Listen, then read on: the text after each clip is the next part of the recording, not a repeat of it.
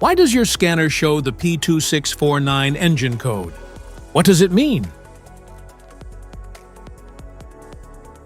P2649 is a diagnostic trouble code for a rocker arm actuator control circuit high at bank 1.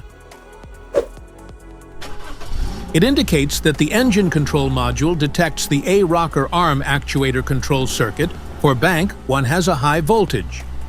Under this circumstance, stop driving and repair your vehicle immediately. So, what causes this imbalance? Here are the most common culprits. This error could be caused by these 5 possible faults in your car.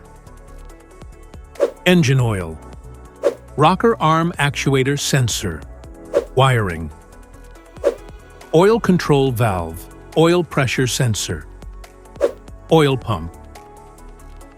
This engine code is generally associated with vehicles that use variable valve timing (VVT) systems, particularly Honda and Acura models. If you want to fix this error code, let us know in the comments section. We will definitely make the video on your demand. If you like this video, don't forget to subscribe to our channel. Thanks for watching.